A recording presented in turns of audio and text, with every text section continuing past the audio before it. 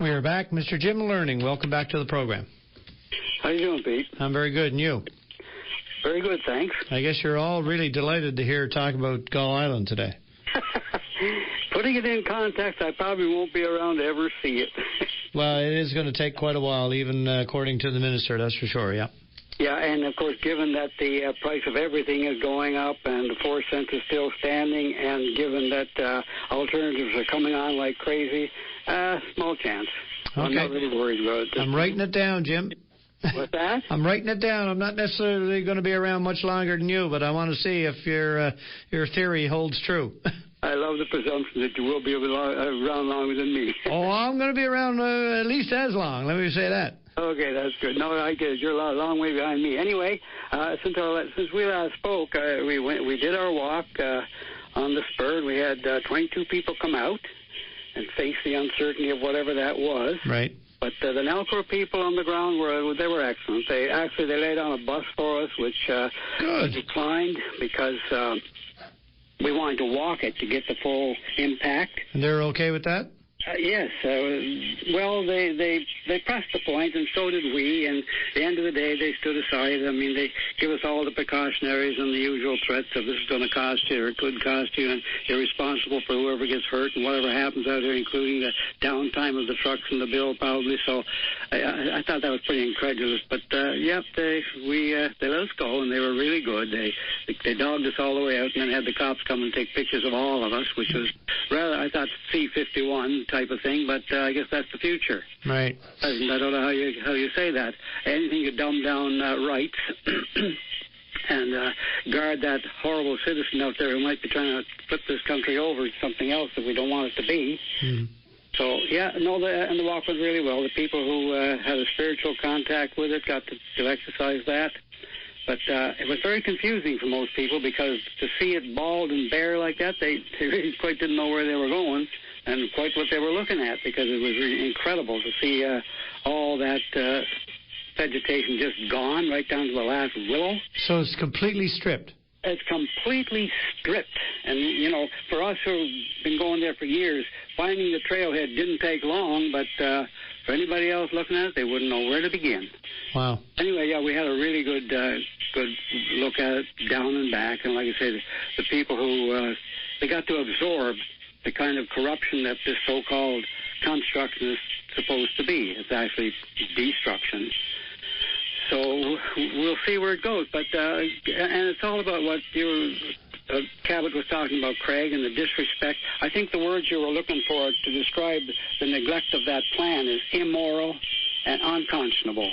Both those words fit that, because where is a government that would put a community or two communities in harm's way and absolutely have no plan in place beforehand, especially since you're building a berm instead of a soft dam, instead of a concrete dam, a berm that has no base.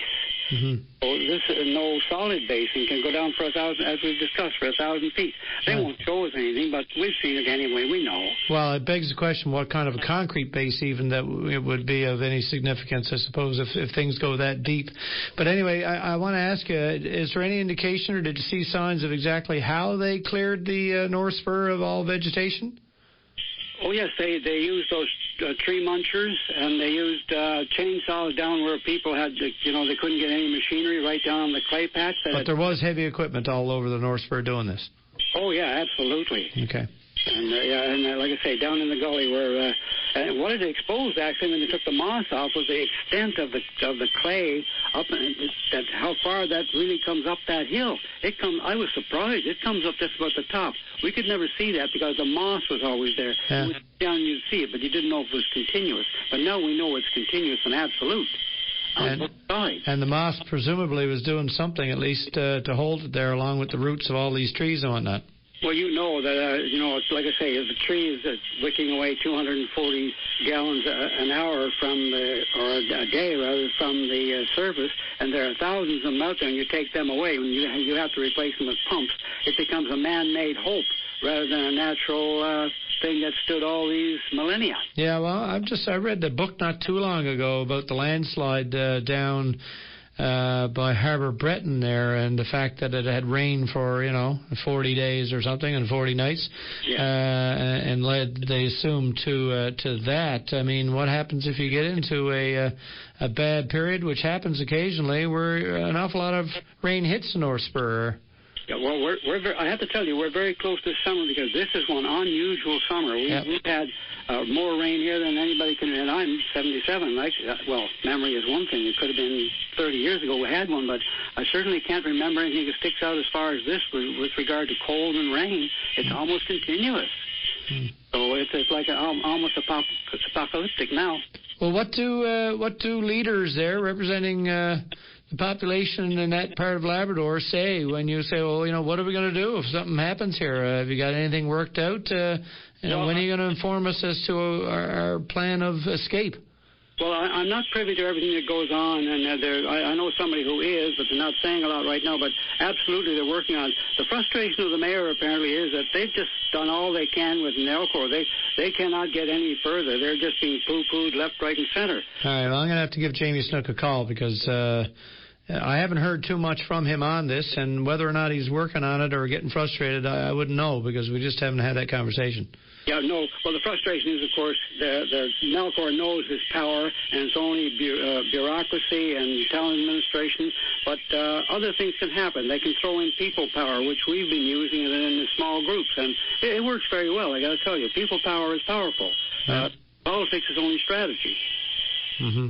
That's their frustration. But, yeah, that would be next moves for the mayor, I'd say, to engage the people like this little group, has been trying to do, continuously. I mean, we're being threatened now with pictures, and honest to God, I would expect nothing less than some kind of a writ against me in the next week or so because we did that. And that happened in the past, and in the end, it didn't really kind of hold up on their end.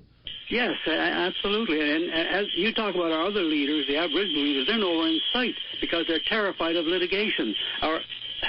Anyway, I can't get into that. What am I saying, But that my thing I think about that is they're threatened with everything and they're backing away. Now, I would never back away on my rights. I'd die on the spot before I'd give that up, just like a lot of people who died for our rights. But agreements have been signed, too, right? Yes, absolutely. And we don't know what's in those agreements, so we know it's pretty complicit on some sides, and they have to honor those agreements, even if the little people never see a dime from it. Right. So it's it is so convoluted, and I don't think Danny has any worries about this government going to do much more with that. But what we should be concerned about, they or your island people should be concerned about it. If you're already subsidizing Nova Scotia, now you're going to turn around and subsidize Ontario? I don't think you can afford to do that. Well, for the time being, I'm trying to keep my focus on Muskrat Falls, and there's certainly enough going on there that you try to keep abreast of without slipping over onto something that's a notion for a concept of an idea at this point. Yes, and no point in giving that any credibility because it doesn't have much. Anyway, yeah, it went well for us. We did our little thing, and we have a lot more coming on, so we're still going to be busy. And well, I'm glad to hear that Nalcor took a different tact this time, at least. Well, actually, we're going to expand on this one a bit. More pictures, helicopter time around, and run on. Danny Williams apparently keeps touting this as green. How can you do that when you're taking away most of the green? I think when people see when your people out there see the amount of destruction going on here, that you probably had some potential for tourism, that they might be just a little bit inclined to say, that's not fair. Yeah, but fair. What you're talking about, the immediate alteration of the landscape around Muskrat Falls really is small peanuts compared to the impact of the water, the reservoir, and its effect on the land upriver, isn't it? Oh, absolutely. We've got 9 rivers that whatever nutrients flow to the sea will just simply disappear in Sand Lake and at the bottom of the dam, and it's done. It's 9 dead rivers, essentially. We've said that from day one, and that is what it's going to be. And the scientists tell us that as well. All right, Jim Learning, all our time for today, but I appreciate it, sir, and look forward to our next opportunity. Thank you. Thank you. Bye. Bye-bye. Tangly, tangly, tangly. It gets curiouser and curiouser.